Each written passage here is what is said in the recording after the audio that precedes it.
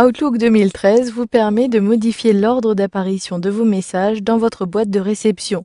Vous pourrez décider de les classer plutôt par catégorie ou encore par expéditeur. Par défaut, il s'agit d'un classement par date du plus récent au plus ancien. Effectivement, j'ai bien ici un message du 8 novembre et ici un message qui vient du 24 octobre. J'ai donc un classement par date et avec un ordre décroissant.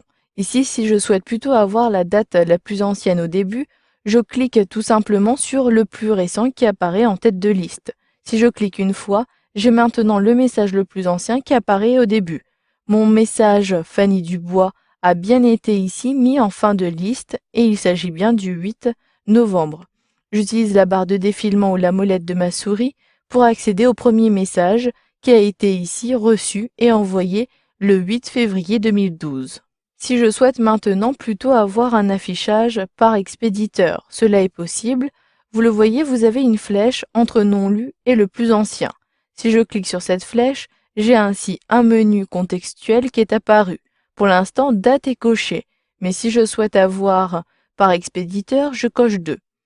Automatiquement, les messages ici ont été triés cette fois-ci par expéditeur. J'ai bien Adobe System qui est en premier. Si j'utilise la barre de défilement, j'ai bien en dessous ici un tri par ordre alphabétique. Si je souhaite avoir un ordre différent, je clique ici et j'ai ainsi un classement de Z à A.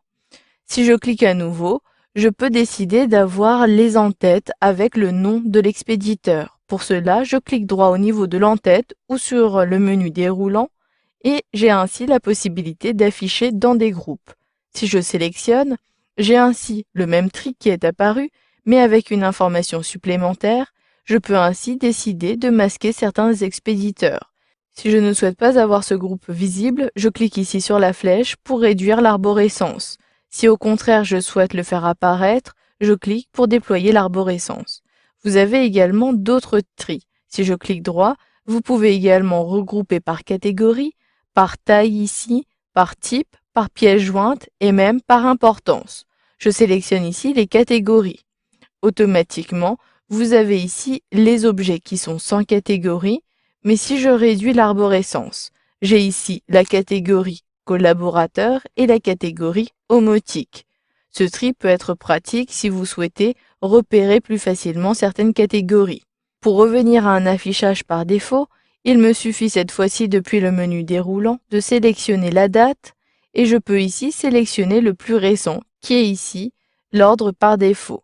Vous avez donc vu dans cette formation qu'il était possible d'appliquer des tris sur la boîte de réception d'Outlook 2013 pour avoir un affichage différent de vos messages.